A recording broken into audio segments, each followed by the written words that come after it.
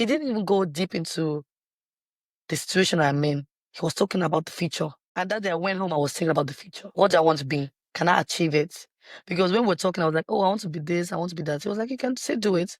You have a child doesn't mean you can't do it. That's what he said.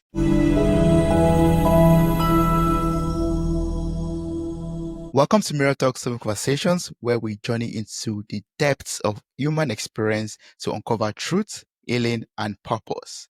Today's guest is a strong, inspiring woman whose life has been marked by both hardship and hope. Born in Lagos, Nigeria, and raised in Germany, she has walked through the storms of childhood trauma, single motherhood, and identity struggles, only to rise as a helper, a healer, and a future change maker in our community. As a social worker by day, a dreamer by soul, and a soon-to-be law student with a mission to serve the African diaspora, she reminds us all that your past doesn't define who you are or what you will become. Welcome to the show, Bethina. How are you doing? Fine. That was a nice introduction. I was a bit, oh, who is he talking about? Me, yeah. Okay, that's nice. Yeah, that's me, yes. That's you. Yeah. I'm yeah. fine. And you? I'm good, thank you. When I was introducing you, even when preparing for this conversation, I was like, I don't think Bettina has ever seen me in such a formal mode or will ever see me in such a formal mode because we know each other, out of podcasts, in church. Yeah. And I don't think you've ever seen me as a very serious person, have you? Have you seen me in Okay, imagine, but no, haven't. No, but I'm good, and I'm happy that we're doing this because last time we spoke, I was enjoying the family camp out, and you started sharing about your story. I was like, oh, this is going to be something. I mean, your story is very, very deep, and I'm so proud of who you've become today, despite everything that you've experienced in the past. And then when you said, oh, you would love to be on the podcast, I was like, oh, wow, that's a jackpot. I mean, that's something awesome. Just share your story out there with the world, and maybe there are people out there that could become blessed by it. Yeah. So I'm looking forward to hearing all of that on the show. But before we go into all of that, I want us to just, make the atmosphere a little bit much more relaxed by putting you on the edge a little bit by asking you some random questions. So I have 3 stacks of cards. We're going to play the wild card questions. I have 3 stacks of cards. Shuffling the first level, that's icebreakers right now. I'm shuffling the first stack of cards. I'll just pull up a card randomly and ask you a question if you're ready. Okay. Oh, wow. Okay. What is something your parents warned you about that ended up true? Jesus, group of friends. The kind of people I surround myself with. And my mom, mostly, she was like, she does not see the person physically because she lives in Africa, but from what she's seen or heard, the person were not good friends. And it actually was true. Wow, really? Yeah. Our parents have very good intuition, I would say. I'm telling you. The Holy Ghost is speaking with them. Yeah. But thanks for sharing that because I can also relate to that. My parents tell me sometimes, they'll tell you that person is not good for you. That person is, don't run with those people, run with these people. I'm like, okay. Yeah. We're like, our friends always argue. I'm like, you don't know them now. How can you know them? I deal with them more. They can see what we can't see. A blessing. It's a blessing, yes. Are you ready for the next question? I pulled up the card already. Well, I'm asking you these kind of questions. Okay. What have you done that you're not proud of? A lot. A lot. I think that's another podcast episode on its own, right? There are a lot. I have to just choose the one that is not so bad to share. I don't really say I'm not proud of them because they're actually me. But I'll say this one. The way I treated a certain friend, I was not really proud of that because I was in UK and she was such a lovely soul and I was going through something myself and I just treated her really, really bad. I said some things that were really hurtful and I tried to apologize to her and doesn't want to hear it. I would say that's one of the major things I'm not proud of. Have you been able to forgive yourself for it, or has she also forgiven you at this moment? I don't know because I'm in contact with one of our friends because I explained to her over the years that it took me a while to apologize. I'll say almost a year. And when I did, the friend heard me out, but then she told me she was not willing to speak to me at that moment. And I tried months later and She was like, "Oh, she forgave me. It doesn't matter." I don't know if she really did, but I think she was not ready for the conversation. So she was like, "Okay, don't worry, I forgive you," because she's a very, very spiritual person. So I think she just did it because of the religion or because of who she was. Like I said, she was a very nice person. But I don't know. To today, I don't know if she really forgave me. That's the question I have. But I've reached out to her severally. I've spoken to her sister, to her good friend, but she kind of vanished from thin air. Nobody know where she is. Yeah, so I don't know. I hope she has truly forgiven you, and I hope you've Hope also so. forgiven I hope yourself so. too. Yeah, Yeah, I did. you did. Awesome. Yeah, that could be life sometimes, right? I mean, but I'm telling you. that's where we have the place for forgiveness, forgiving ourselves and other people forgiving us, and we forgiving other people too. Yes. Yes. Wow. Are you ready for the last question? Yes. Yeah. Yeah. What is the most painful thing you have been told? Can I say two because it kind of combined together? Because I cannot level which of them was the worst. Yeah, feel free. There was a few years ago, one of my auntie said to me, due to the conversation was just random, but she said that because of I was not doing a certain thing, I was a bad mother. And that just touched me. Well, can I just say what it is? I think you have to edit it more because it doesn't make sense. Well, me and my auntie were having a random conversation about something.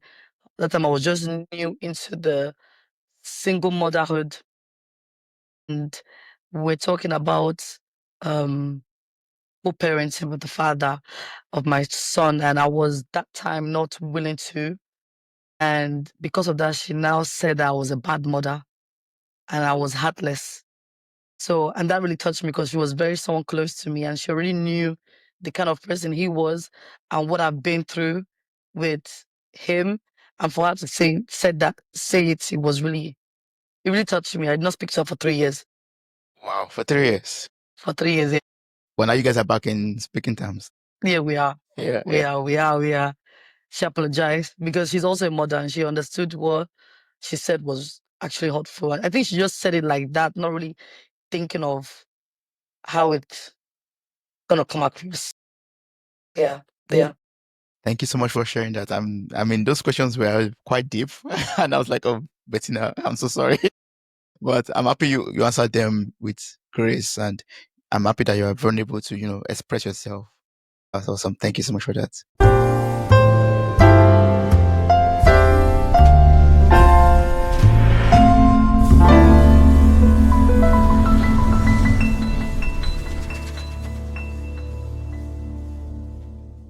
I wanted to speak with you on this episode because of what you've experienced, and just like you, I mean, we are both in Germany at this moment, at time of recording, but you came way, way earlier than I did. I mean, when you were younger. And I want to learn from your story, like from your life journey. Like, can you take us back to your early years, growing up in Lagos and then moving to Germany at the age of 8? How did, those transitions shape your sense of identity? I would say this, my childhood, I don't really remember that much. I remember that I have the mom, things, lots of cousins, family around, and then when I moved down here, it was all taken away. That's what it felt like. Because when I moved down here, I only moved with my dad and then a woman that I don't know from Adam, who he was living with, and then all this family life, like we always visit my own cousins, uncles, auntie, we're all in Nigeria. So we're all gathered together one way or the other. And when I got to gym, we were alone. At least I had my elder sister, but my dad was working a lot. So we did not have this togetherness like we used to when we were in Nigeria. And that was really difficult. And most times it was very, very lonely. And then adapting to the system and learn the language and meeting new people. I know that may be my opinion, but I feel like Germany are more with them themselves. So it's not like you don't go visit someone randomly like we do in Africa. So yeah, that was a bit lonely. But if you could reflect back, I mean, if you look at yourself today and reflect back to, those changes, leaving Nigeria, coming to Germany, and that loneliness, not having the togetherness again like you used to do in Nigeria, would you say it's changed your character or your way of thinking, your way of life also right now? A bit, because when I was in Africa, I felt like that was something normal and I didn't really appreciate it. And now I appreciate every single moment I have with any of my family members. I cherish them so much, and I'm very, very family orientated when it comes to that, because I want them to be all together. I always plan get-togethers. I think when it comes to my identity, I love people around me, and that's also shaped why I chose to be a social worker. So yeah, it was. Yeah. I was trying Yeah, to get to that point actually because I was like, okay, I mean, something must have, motivated you to become a social worker. yeah, Maybe your past, for example, or maybe you had a dream and then it came to you as a revelation that you should become a social worker. It could be yeah. different things. Yeah. Well, before we talk about, everything that made you a social worker or part of it actually, I would like you to share a little bit more on your childhood, growing up, your experience, your childhood experience, what you shared with me when we were building up the swimming pool. Your childhood was marked by a deep sense of emotional rejection and even violence. If it's okay with you, how did these experiences affect how you saw yourself back then and how you saw other people?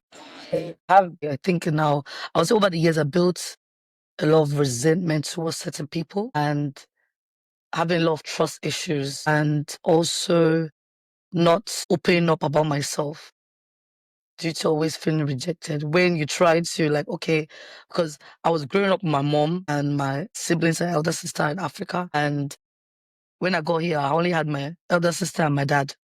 And I can't blame him because he himself is just a human being and he was going through his own life. And, you always touch people that are closest to you. And we were the ones that were closest to him. And each time I tried to open up about something, because like I said, I was feeling lonely. I always felt like I couldn't really have a deep conversation with my dad. I can't speak to him back then about anything. And each time I tried to, it was, let me just give a brief example. There was a time they were going through, I don't know, adults were going through their own issues. And then he was angry and asked me and my sister if we wanted to move back to Africa to go and stay with my mom. Because he asked us. I don't remember how the conversation was because I was so young. It was like 2 or 3 years after I relocated to Germany. So I was like 10, 11. And he asked me if I wanted to, I think he was arguing with my mom about something, I don't know. And he came to the room. I was like, do I want to go back? And I said, yes. And I got the beating of my life that day.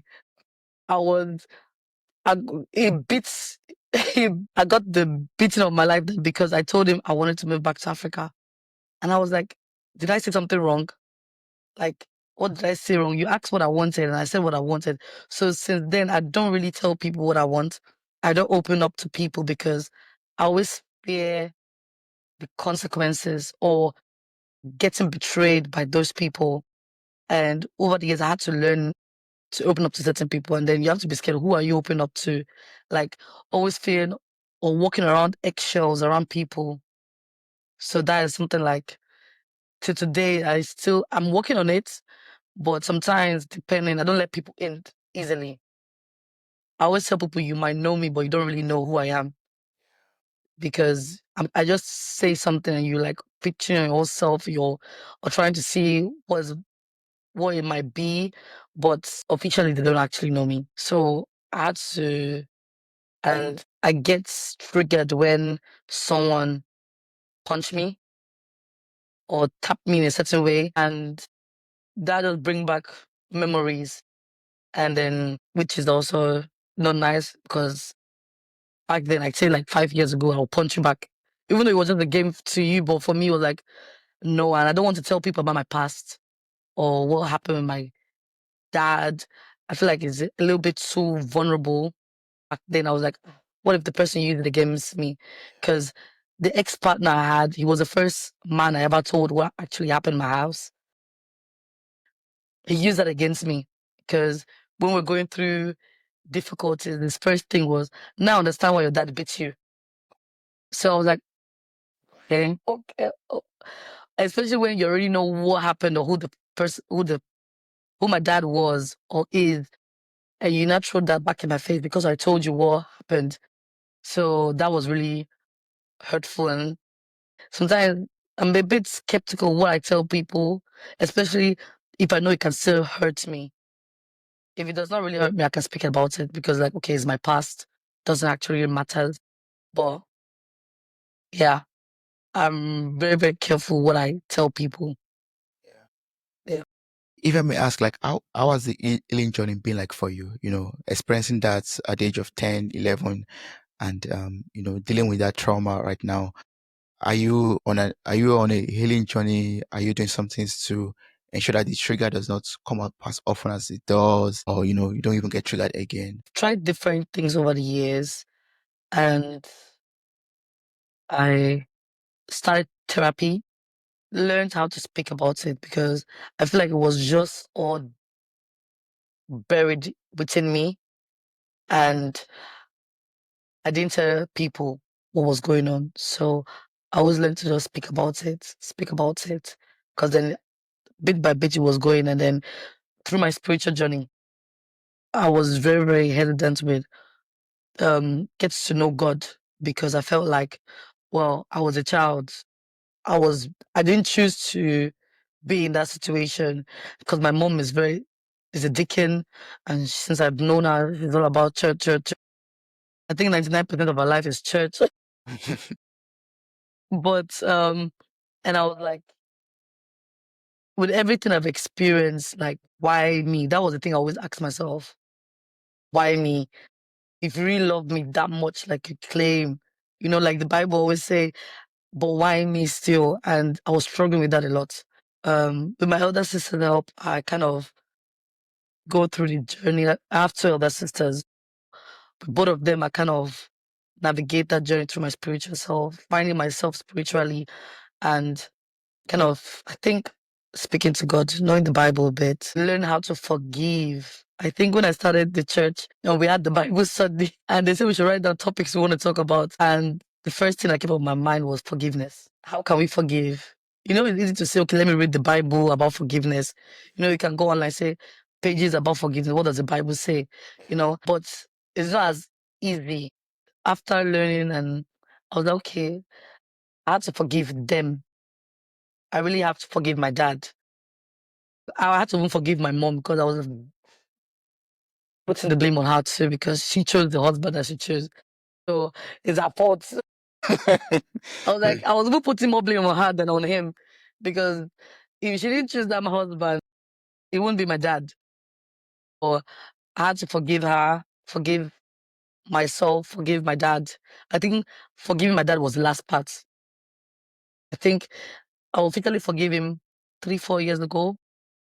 Actually, maybe 3 years ago because I stopped talking to him a long time ago. But 3 years ago was actually when I was like, do you know what? Out of mind, out of sight. It doesn't matter. I forgive him.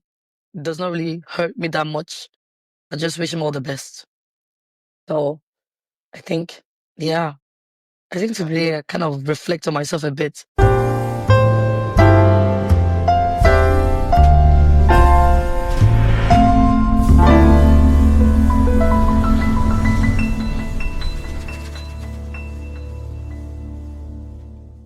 When you talk about forgiveness, like what does it mean to you? Like, I like what you said about forgiving. I mean, you kind of blamed your mom a little bit because of what she picked. And what was coming to my mind was like, okay, yeah, I don't know, I don't know what her story was like, circumstances or who she fell in love with. You cannot really control, who you fall in love with sometimes. And maybe the person was a different person back then also. So that was leading me to my question right now. Like, okay, what do you do in order to forgive your mom, for example, for her choices, your dad? What are there like some exercises that you do to ease that process of forgiving them? I think my mom I spoke to her about it. Really, when I was traveling to Nigeria a lot. So I sat her down and I was like, you know, except from the things that happened, but it was mainly with who you choose. I think we always have that conversation about my dad in general because she wished for me to have contact with him because I cut the contact. So we always talk about my dad every time I see her, even over the phone. So she was like, okay. I told her like that was a time I don't wish to, or when she called me, I was not happy to pick the call. It's not like she did anything wrong, but that thing was like, anytime I saw her call, I was so angry. Like it, it was just, I was like, I was also, I think back then I was just blaming everything on her because she's not choose the husband or not experience this. My life will not be like this. Things will not go this way. So everything was just on her neck, to be honest. And I had to let that go because, like you said, there are some things that's out of our hand. You know, she even told me that when she met my dad was different. So if she knew that's the kind of person he was, she wouldn't have married him because that goes against her religion as a Christian. Because my dad is not really a spiritual person. He goes once in a while to church. But when he was in Africa with her, it was different. He was always going to church. It was this, was that. She fell in love in a different person. And over the years, like I said, and things maybe changed. I don't know how it was before, but that's what she said. So we had like a really deep, deep conversation. And I told her how I was feeling, why I was being resentful towards her, and all that and all that. And then I think after she spoke her piece, I spoke my piece. I just let it go. That's good. I mean, yeah, I'm learning something from you right now. Open up, speak about it, have conversations. Because like you said earlier, if we just bury it all in, we'll just be a very resentful person, very angry person, and very toxic person, bitter person. And other people out there, like they say, hot people, basically. Like other people out there who are Yeah. innocent and approach you, you just like blast them anyhow because of the hatred that one is carrying. And, one thing that I'm learning out of this right now also is that it's only God that truly knows the heart of man and knows who someone will become in future. Like, I don't even know who I will become in future. Hopefully, great, but God knows how I will behave in future. Amen. Yeah. So, I mean, when it comes to marriage, and yeah, it's important to pray, and that's what is coming to my head right now. Pray hard, pray well about it. Prayer, do fasting and prayer. Yeah. It doesn't work. Carry a good deliverance. Yeah, it's important because it's necessary. Because why am I saying that? I'm saying that because, like, look at you right now, because of that choice back then. I mean, you are a great person right now, but everything you experienced could have maybe been avoided if things were different, if the choices were made differently. Yeah. Yeah, because I always feel like me and my friend always talk about it, about daddy issues. I think the way our parents grew up back then was a bit different. And, that's also a point of people always forget. That's why I had to really forgive my dad because I was like, who know how his parent treated him? Because my dad told me that he left his home or the family very at early age, relocated to Germany at a very early age, I think under 20. So he had to be a man or be on his own for at a young age. So it was not like, oh, he had a lovely home that they were covered and they were praying together. So it was a bit different for him. That's what I kind of just accepted. We don't know how he was trained. And if you don't know it, you can't do it otherwise. Yeah. So maybe he experienced it a bit different. Maybe that's why he is the way he is. And I can't really blame him for that. So we don't know the roots. We always see the tree. I always tell people, that's what I actually learned from my studies. You see what is happening outside, but you don't see what is within. That's true. And I bet you he's struggling with something too. And if he's struggling with something, and it's knowing that his child is also feel a type of way about him. I'm just making the under roots deeper. So just let it go. Yeah. And that's very courageous of you to, let it go, let him be, forgive him. And that way you also get your healing also to become a better person. Yeah. And so, I mean, you talked about your spiritual journey briefly. I just want to go into that a little bit. Like, how does that look like for you today, like your spiritual journey, and how has this changed how you see life and your place in life also? In general, or maybe that's my own perspective, right? But I always felt like I was kind of really open-minded person. You know, in human being as an individual, we all are the way we are. Let me put it in a nice way. And when we go through something, we only think about one perspective. Getting to know God make me realize others. Standing myself in front of the mirror and looking at myself, okay, if I'm like this to myself, will it change?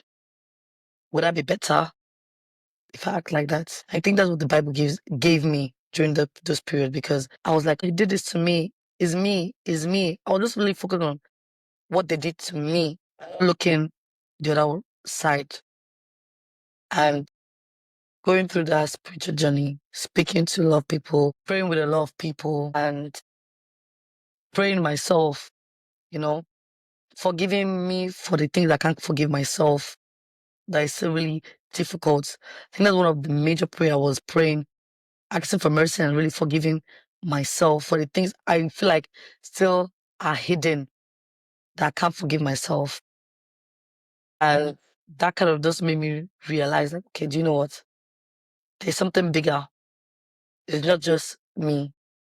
And that bigger picture I was able to see through the Bible, through connecting with God. That's why it was a bit easy to just let go. I'm putting some dots together. You can correct me if I'm wrong. Like, your spiritual journey exposed you to this love of God that filled your heart up, and that allowed you to be able to let go of the bad things that people did to you, forgive your parents, for example, and other people that have hurt you, and also have compassion for them. Because earlier you talked about, you don't know what your father went through that made him who he is today, or what your mother was going through that made her make the choices that she made. That's for me, it sounds like compassion for them, like having just sending God's love to them, like, okay, yeah, I understand you, I accept you for who you are, and I forgive you for what you've done to me. Oh, thanks so much for sharing that. I'm learning from you, Bethina. That's awesome. At least I can teach you something. I'll be Yeah, proud of that. yes.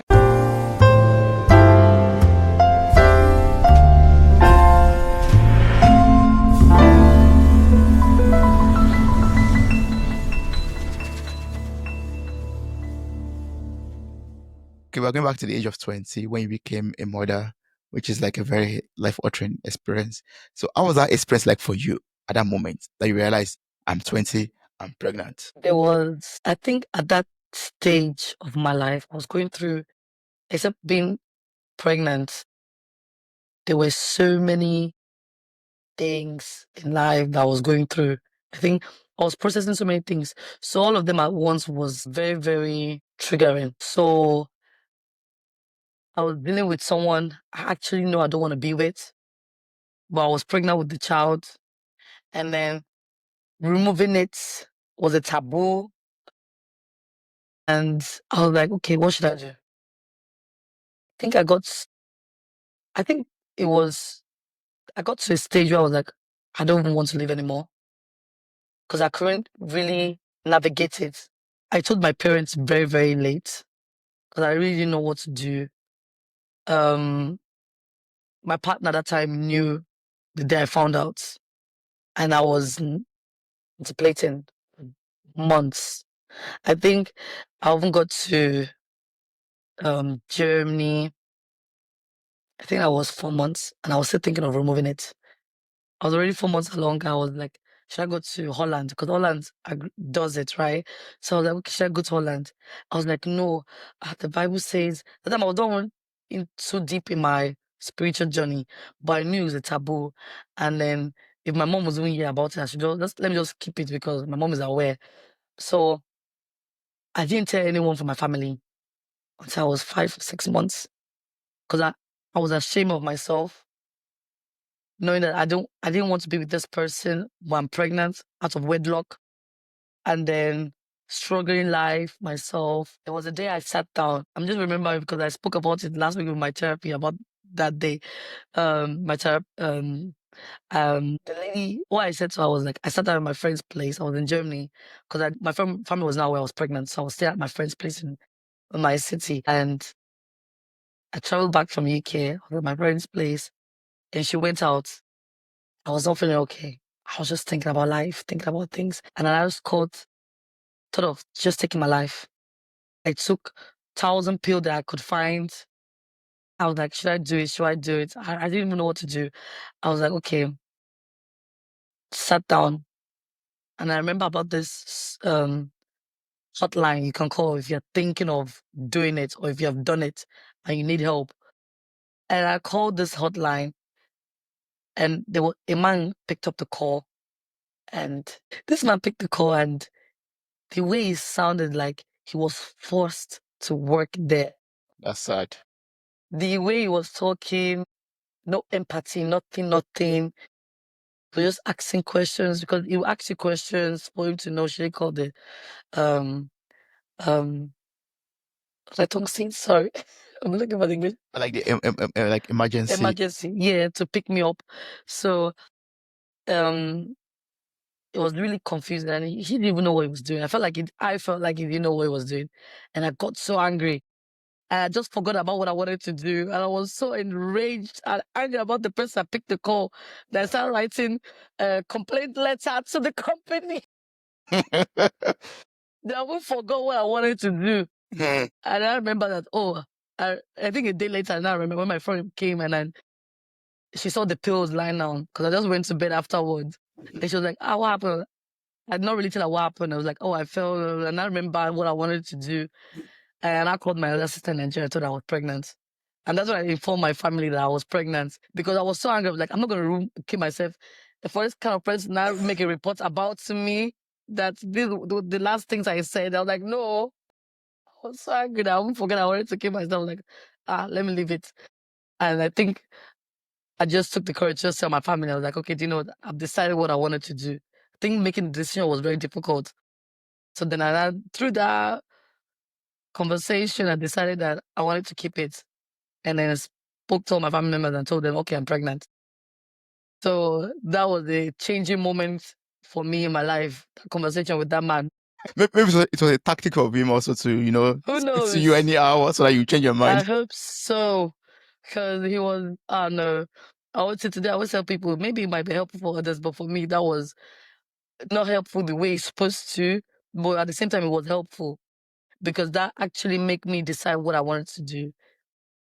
Yeah. So, and then I told my family, and I was not confident in keeping it, because before I was, like I said, it was very embarrassing having a child and knowing already I'm going to be a single mom because I knew I didn't want to be in that relationship and having a child out of wedlock. So I just accepted it, to be honest. That was why I was able to tell my family that, okay, I'm having a child. It was a bit shocking for everyone. My dad called me immediately when I told him that because I told him I don't want to be with the man anymore. And he told me, like, who's going to marry you? You after one. That was his first response. I was like, oh, well, okay, let me call my mom. Maybe she'll be more encouraging because that his own conversation was not. So I told my mom, she was a bit shocked. My other sister was a bit shocked. But they accepted it. And I think that was also a very good experience. Them not being negative about it. And I felt still loved after telling them. Because that's why I was like, okay, would they feel disappointed? How would they see me? How would they look at me? So many things. But it was actually very good. It's awesome. And it's very important to have family or friends around you that will embrace you no matter how messed up one is, basically. Yes. Someone you can always fall back on, even though one has messed up. It's always important. Yes. Yeah. But unfortunately, we have some people out there, apart from family, that will still look at you somehow and talk. How did you deal with, people, external people that were maybe looking at you in some ways or maybe saying some things? Did that happen to you? Or did you have to deal with that? Yeah, so people, some family members in this universe that will say some things that actually doesn't really matters. I just block it out. I don't really think what people think of me really matters. I think I have in general, I feel like what people think about me don't. I think over the years, that's how it is now. And back then, I was just more focused on what my family members would think, like my mom, my sister, my dad, not really, but my family members, those close ones, they would think. Didn't really feel any type of way. I didn't even care. I don't really care, to be honest. It is what it is. And I always tell people that I think maybe that was my excuse back then. If God didn't want it to happen, it would have not happened. So that means God wanted it to happen. That's why it happened. I think if he had something else planned, it wouldn't happen that way. So I think that was my excuse I was telling people, Yeah. And you know. how are you able to navigate that? Like, being a single mother and, being young, I'm sure that's like changed. I don't know what your life plan was before that, like, and your life plan afterwards. Were they still the same thing, or it changed everything? You had to, like, restructure yourself, or I had to restructure myself. But I was lucky to have family members who were really there for me, like my white mom. I think since I gave birth or when I got pregnant, she has really been my backbone in so many ways. So with her help, it was not that difficult. But I think navigating motherhood was a bit tricky due to the partner I had. At that time, I was very, very resentful towards the person. I feel like I let that into the training of the way I trained my child back then. It was a bit like I was, when back then I was sometimes I would look at the child and back then it looked like his dad, and I was so angry. I was so so angry, like what did I put myself into? And in my mind, I was thinking like, oh, if I didn't have this child, maybe by now I'll be somewhere else. By now I'll be doing something else. By now I'll achieve whatever goal at that time I was putting as a goal in my life. But at the same time, I achieved everything I wanted to. I was able to go to school afterwards. I was able to work during the time. So I just had a good people around me. I think when I don't remember how old my child was. I think it was 1 year plus, and I went to our church, and my sister introduced me to the people, in the church. I think my child was under 1 years old. I think so, yes. And I went to go and see Pastor. I think that's what I always, when I talk about Pastor, that's the story I always tell people. That's the okay, first story I always tell people because for them to understand the kind of person he was or the church I go to. And I met him, Pastor, because my sister introduced me to him. And then she now went outside. I introduced myself. You know the way Pastor always smiles, welcomes you. yeah, And his first thing was, what do I want to become in life? He was like, oh, you're a mom. He asked me about the dad, this small talk, and if I'm married and this and that. And he didn't even go deep into the situation I'm in. He was talking about the future. And that day I went home, I was thinking about the future. What do I want to be? Can I achieve it? Because when we're talking, I was like, oh, I want to be this, I want to be that. He was like, you can still do it. You have a child doesn't mean you can't do it. That's what he said, So, and he was more focused on a solution and not on the problem. I think he's the kind of person that made me think about more of a solution instead of focusing on the problem. Because me at that time, I was just focusing on, okay, how can I do it? There's a problem at hand. I can't find any solution. And his first words were, but what do you want to become in life? What do you want to do? What's my future plans? And I told him what was in my mind at that time. He was like, I don't see any problem. You can achieve it. There's nothing too big for God. Put it in prayers. Pastor, I'll put it in prayers. Pray about it. yes, And if that's the way you're supposed to go, he will lead you there. That I went home that day, I was thinking about it. Even on my way home, I was thinking about it. What do I actually want to be? What are my goals? How can I achieve it? I start sitting down, breathing it down. I start speaking to my mom. Before I know, I apply for schools. I started applying. And that was like a changing moment for me. Saying that, okay, I can achieve it. Someone told me that don't even know me from Adam, like, I can achieve it, And that was really touching. And I felt seen, not someone looking at me as a single mom or seeing me or being a problem. The problems I'm already thinking in my head. He saw above that. And then I was like, okay, I can do it all. Let me try and see what I can do exactly. But that was a changing moment of me focusing on my schools, and my family was really there supporting me. Anytime I was tired, my mom would just come. She was like, I'm like, oh, she's like, what am I doing? I'm like, I'm tired. She would just come pick up the child for a day. till the evening. Instead of me learning, because my plan was to learn so you can take him, I slept. And when I told her, I was like, I'm so sorry. I not even did what I actually said I'm going to do. And she was like, no, sleeping is a part of it. Yes, it is. Listen, taking a rest for yourself is part of it. And she's like, I'm glad I could help you with that. Okay. Because anytime I felt bad calling or asking for help. And sometimes she knew I needed the help. She would just come around and be like, oh, I'll take the child. Let's go somewhere and you can do whatever you want to do. So that was really helpful. Even my siblings too, it was really, really helpful. So that made my motherhood journey. I think in life you struggle with certain things as a child grows older. You know, they always say the older the child gets, the easier it gets, right? Also, But is that true? Don't really? believe that. Oh, why? Oh, It's not like it's easier or harder, yeah. but it's just a different thing, you know. The older the child gets, different parts in his life. So the problem is just different, but there's a problem sometimes. So that was, yeah.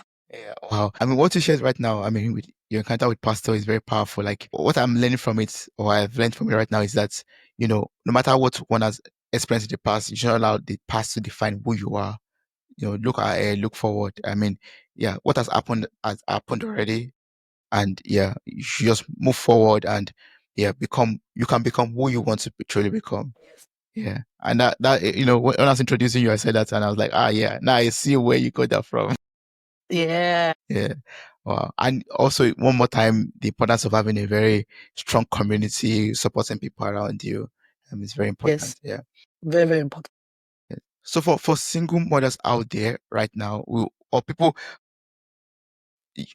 young ladies that just got pregnant also, and they're like very confused, maybe also giving up or want to give up at the moment. What word of advice will you give to them right now at this moment? 1 second. Okay. Sorry, I have to change something. Okay, no problem. So weird. What's that? I don't know, something just changed. Just I was a bit confused. You can ask the question again. I think I sorted it out. Okay, no problem. Okay. So, I mean, for young ladies out there who just realize that they're pregnant, or young mothers out there, single mothers out there who are, struggling on their own at the moment, is there like a piece of advice from your own experience that you would like to share with them? Life does not really end there. As long you see a light in the tunnel, just take one step at a time. Take a step at a time. Don't feel pressured. Don't just take a step at a time. One step at a time. That helps a lot. Yeah. That's powerful. Yeah, one step at a time. Yes. Don't rush.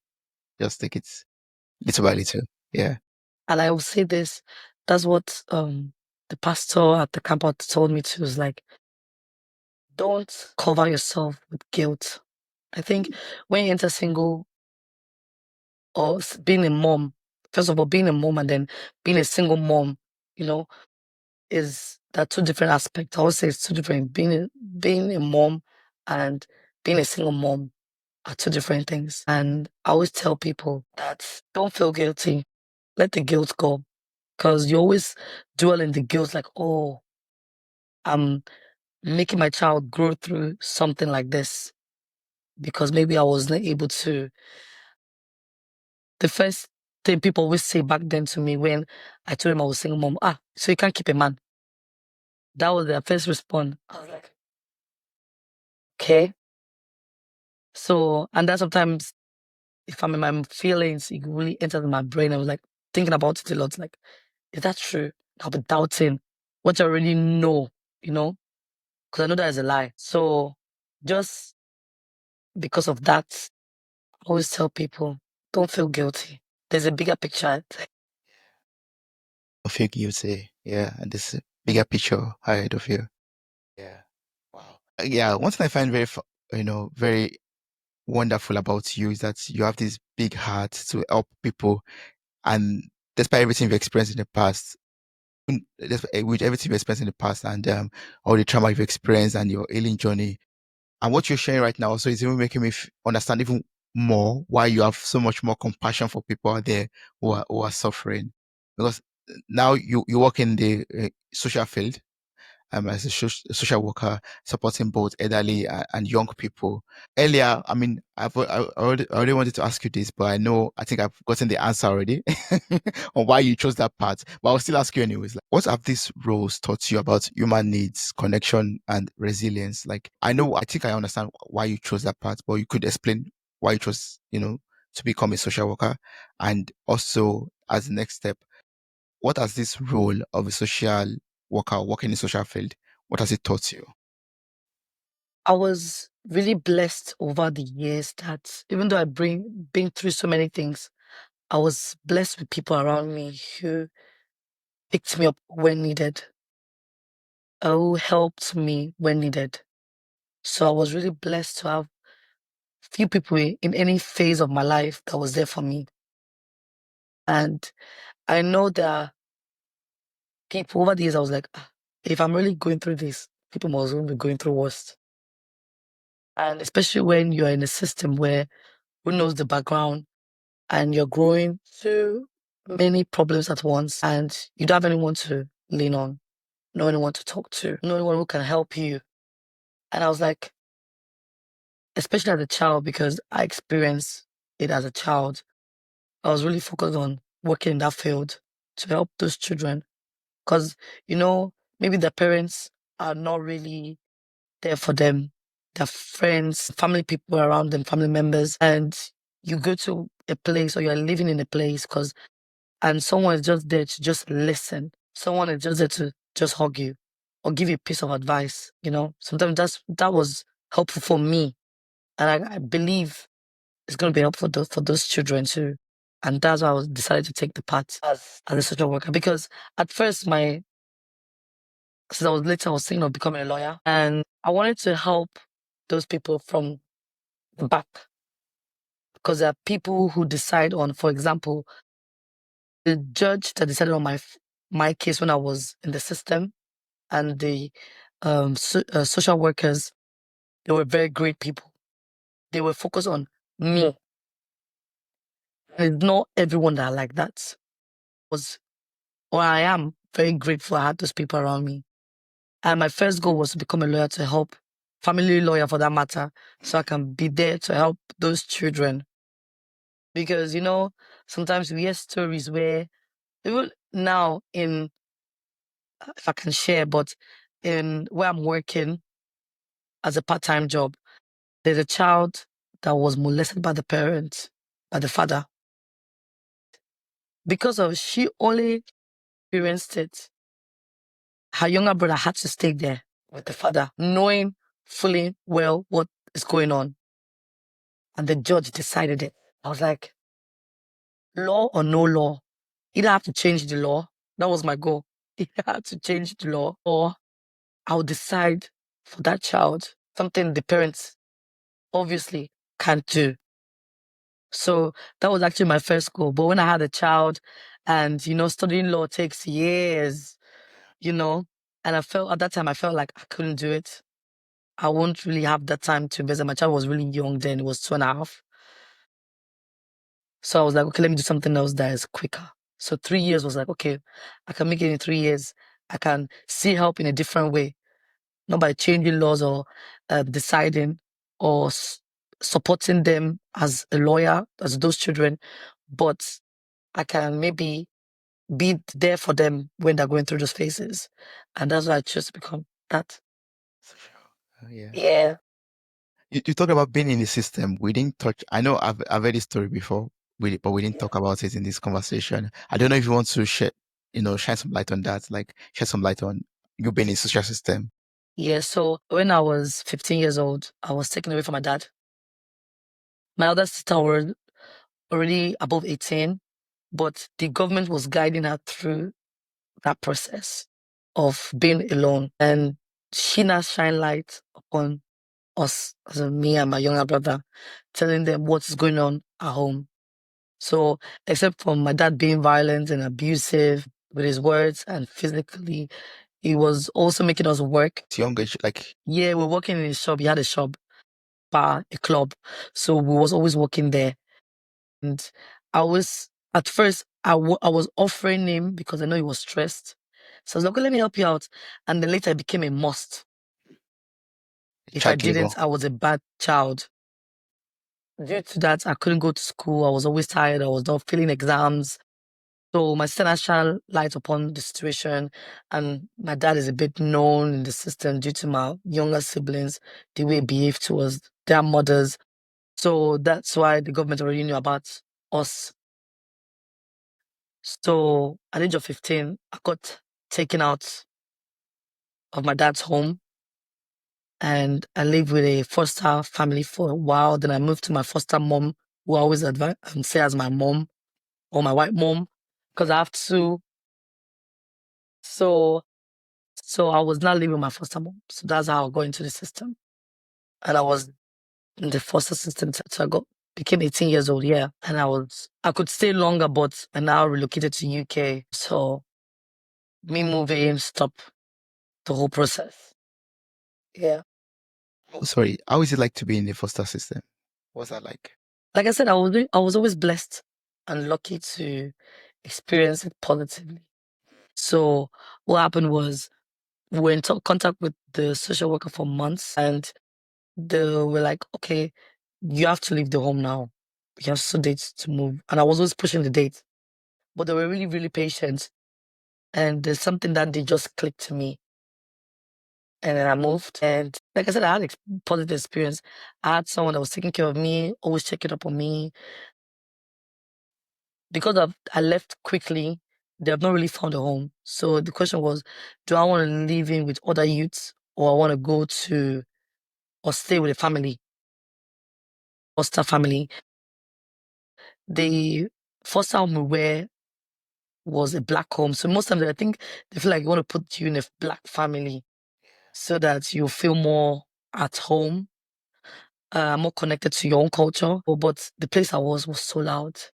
They had 3 kids on their own and 2 boys. And then me and my brother went there, and boys, loud, playing football, morning, night. And for me, that was too much. I wanted to be alone. I wanted to be for myself. And then I sat down with them and they were asking me, "Oh, what do I actually?" And they asked me, okay, I told them I want a workaholic person. The person must not be married. And I like dogs. My dad back then never allowed me to Africa home. You hardly see a home where they have dogs or animals. And my dad said over his dead body, will he put a dog in his house? I was like, I want to have a dog. If the person has a dog, no problem, but no cats. I don't like cats. So I was not able to choose what I wanted. And luckily, they found someone that just registered with them, my foster mom, just registered with them just 2, 3 months ago. She's alone. She's working. She has a dog. But Perfect. so we met once, then just to get to know ourselves, whether we would imagine us living together. So we did like a trial. So I was living with her for a month to see, okay, can we live together? And when we did that, I was like, do you know what? It's good. I like it here. I have peace, Mm. no, no noise around me. And I felt chosen. She wanted me, you know. When that happened, she was not so nice.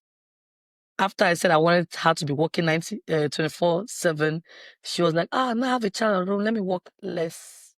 That's it. Oh, that was not, at the moment I was like, that's not what I wanted.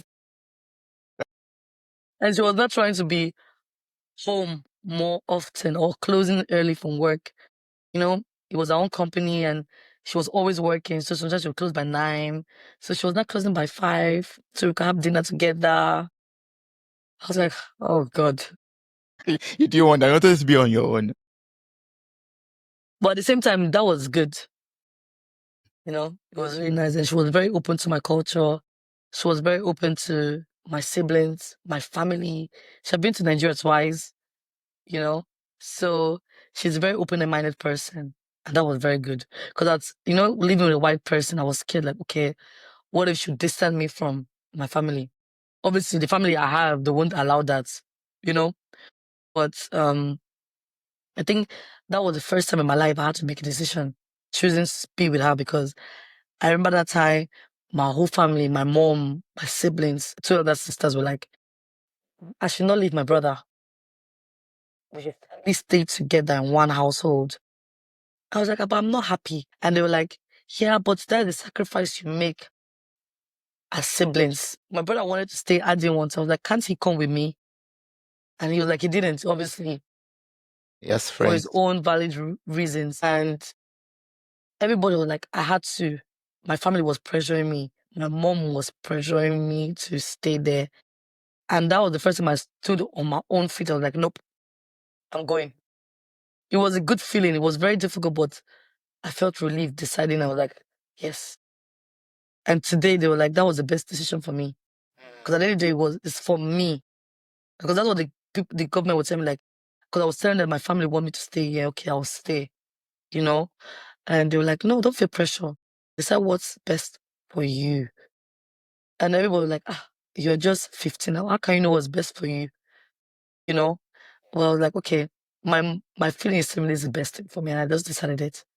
And the government was very supportive. So I was, people always complain about the system. I've experienced it during being in that field that they can be difficult, you know, but I had a great experience, and I always share the great experience I had for people to be encouraged because, in our Black community, yeah, the government, foster home, everybody's like, I don't want the government to be involved in my life. And I always tell people it's not as bad as you think. There are ways they can help you. I'm working in it. I've experienced it myself. Sometimes you might be unlucky with the person that's dealing your case, but that's where you pray. Now I tell people pray about it. Yeah. You know, Fast. pray, start early. The system is there to help. Of course, there are people in the system that don't want the best for people, but that doesn't mean the system is not helpful. So I always encourage people to, and I'm going to say here too, it's not as bad as you think. Pray about it. If you really need help, you can get help too there, you know. I mean, for you to be working in the system, it has to be good in some ways, or in a lot of ways, actually. Yes. I will say this.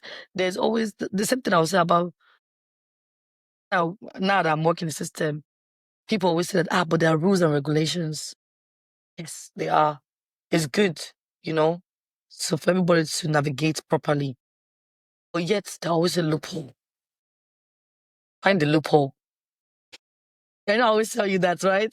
Yeah, yeah, of course. I always say find it. There's always going to be a loophole. And that's when you can take charge, because in my field, we always argue about the girls. I was like, they are too much on their phones, too much internet, too much this. And they're like, by law, we're not allowed to cut off the internet. Okay. Yeah, I was like, oh, really? So like, yeah, legally, we can't just say they're not allowed to have internet because of they're 24/7 on the phone. I was like, well, fine. But then you can tell them how many hours. You're not cutting off the internet. You just reducing it. You're limiting it, yeah. You are just sticking to a time frame. And that's the loophole. So maybe it's a 6 p.m. or only 1 hour a day. And if they're not enough for them, they should go outside and get the data and get their own internet on their phone. Then that is money for them to spend. So there's always the loophole. That's how I feel like life is, but the system is there for a reason. No.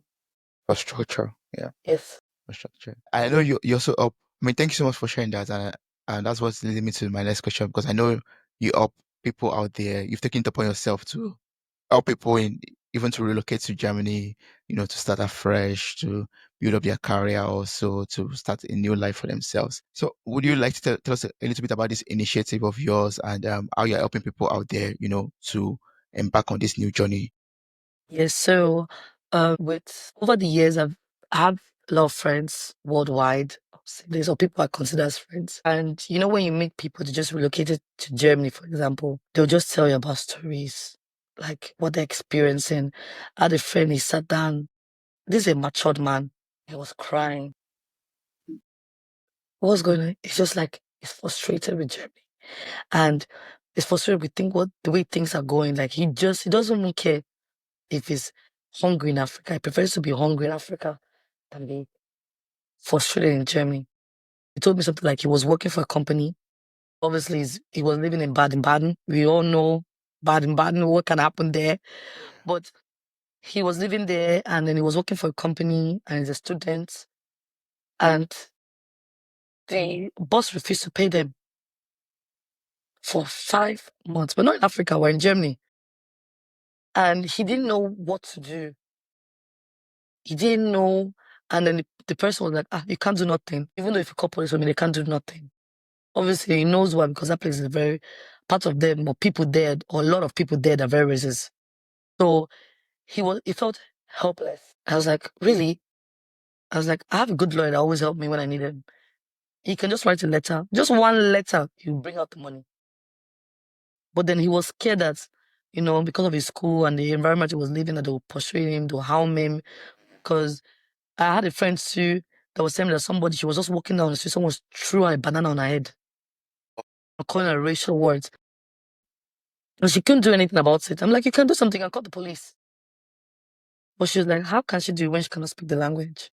So many barriers that people who relocate to Germany or a place where they can't speak the language have. And I was like, obviously, if any person that comes to me and asks for advice, I'll give you, and if I don't know, I'll look for it and give it to you, or give you someone that can help you through that process. So I told him what he could do, and then he would just call me randomly. So I have this friend that is going through this thing, or that's trying to do his document this way. And I was like, and it's just going to be random. And I'm like, I wish I can help you like this, but I'm really choked sometimes.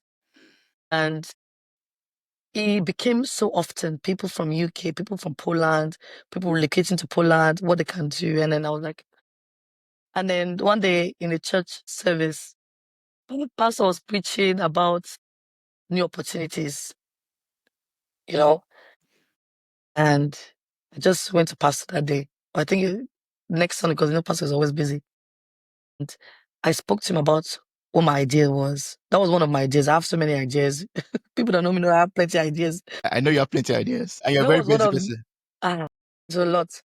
So that was one of my ideas. And my second idea was, I have a friend, and my friend that came with me to the camp out, she's half caste. That her child too is, black and Nigerian father, and she's half or mixed. So any kindergarten we went to, because I was working in kindergarten, what I still do, and there's no kindergarten, or very few, who have English, German. The daycare I went for my son, the people were speaking English, Poland, and German.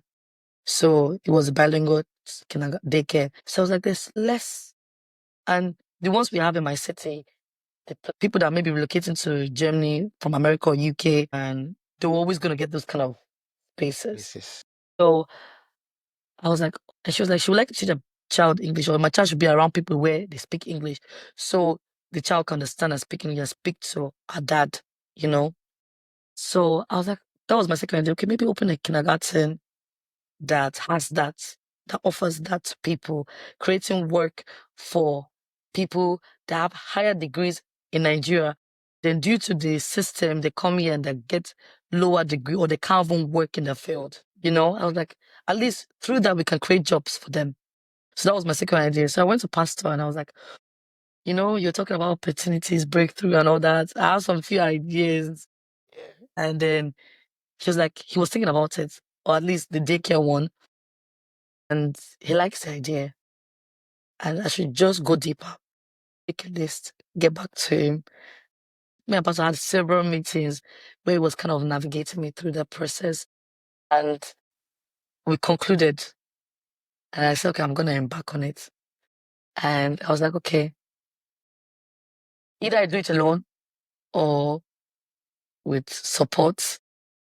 So I went to Pastor, this is now business, my pastor anymore. Are you supporting? You want to be a partner, or you want to just be a mentor through the process? Because then we have to calculate the shares. Now we're talking about business. Of course, money. And the money is very important. And he laughed. He was like, oh, you love that. You love that. Business, money is like, it's life at the end of the day. But I decided to open a company called Heavenly Connect Enterprise, where we support people who are in Germany or around Europe seeking for a job having difficulties with the documents and helping them through this process. So we have, like, for example, I have a lawyer where they can always contact when they're going through immigration process. You know, it's very, very difficult to find a lawyer, you know, that really understands and wants to help. I've met a lot of lawyers, and it was before you get appointments 3 months, but then they've already deported you because they don't feel that passion, they don't feel that empathy, you know.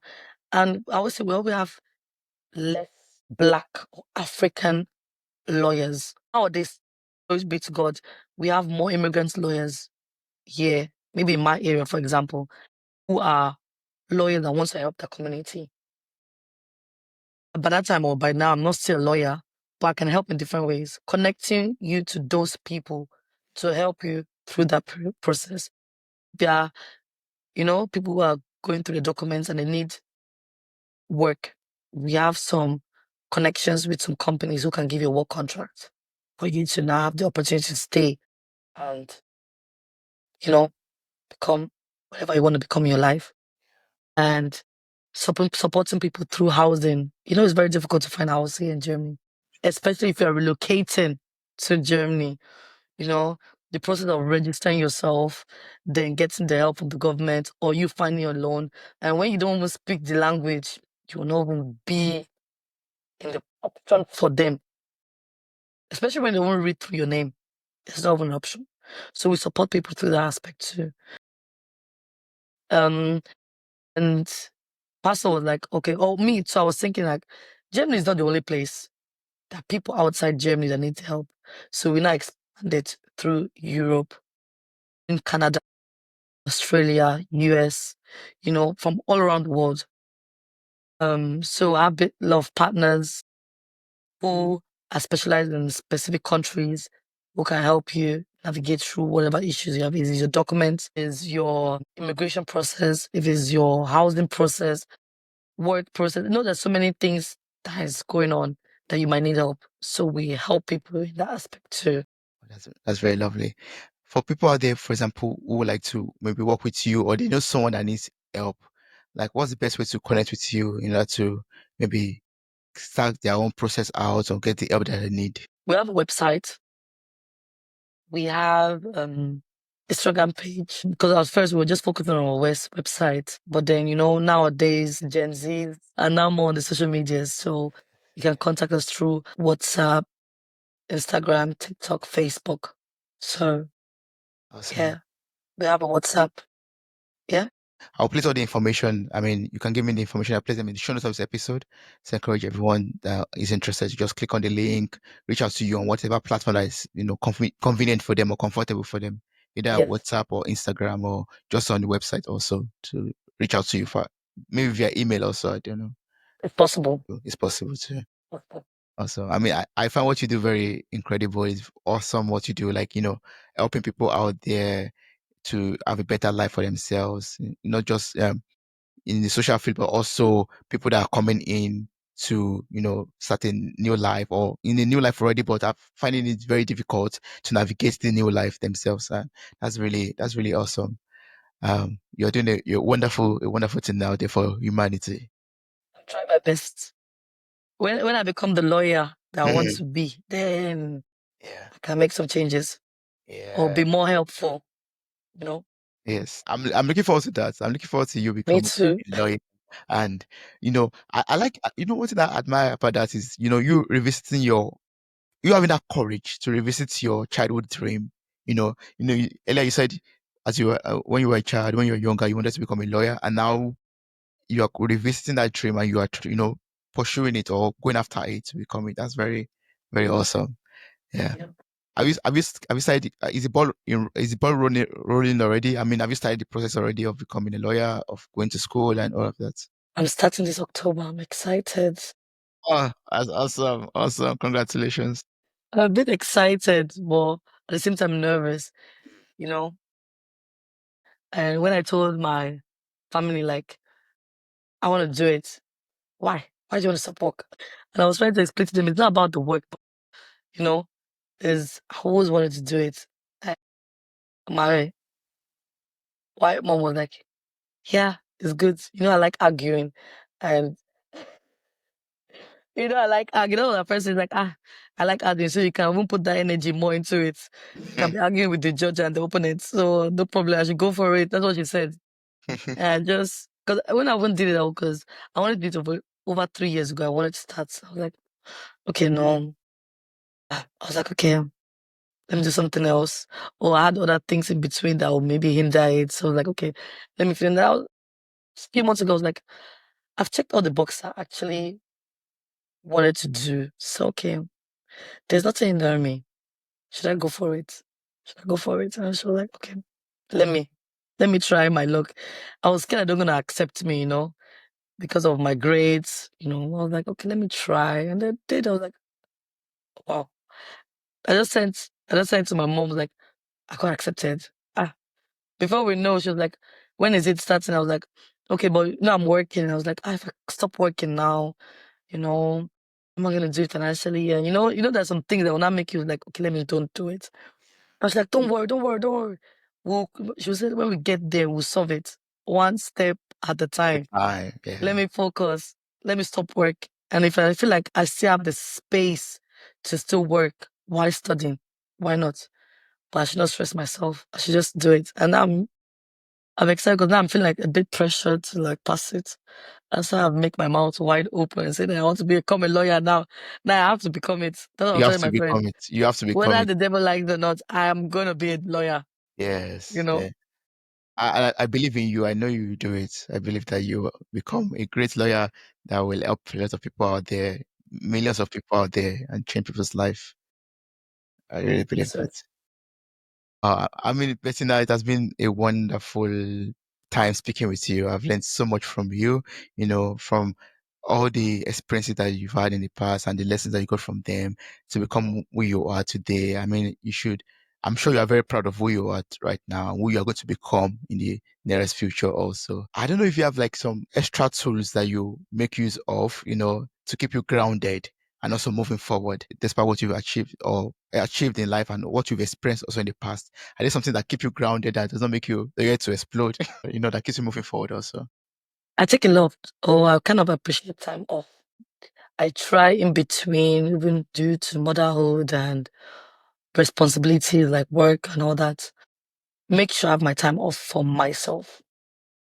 Do something that is fun. I remember when I was writing my exam, yes, 2 years ago. Yeah, 2 years ago. So I traveled to UK for 1 week to, level myself, and I go back and I was revamped, I was recharged. I was like, now I can go and write the exam. I can do it. Because I always felt like when I'm always under pressure, I don't really function 100%. So I'll make sure I do something. If you just even get my nails, time off for myself, you know, be with myself, and then it was just watching telly. Sometimes just watching telly, and that's all. But only me in the house. Having some me time, self-care, self-love, and Yes, yeah, yes, yeah, yes, that helps. that's very vital. Wow. I mean, I don't know if you still have any final message you want to share with people out there. Me, I have a load of things I've learned from you already, but for people out there who still feel stuck or feel rejected or unsure of their own future, like, is there a last final message that you like to leave them with before we end up this conversation? I'll say my favorite word. Yes. No matter how hard life is, there's always a loophole. Find the loophole. Find the loophole. Yes. I should go after that written somewhere. Find the loophole. Yeah. Find the loophole. There's always the loophole. Hmm. There's always a loophole. Wow, Bettina, it has been so wonderful speaking with you. I don't know. I'm going to place the link to your website in the show notes of this episode for people out there who need help in that regard, to start afresh, to navigate their new life so they can reach out to you.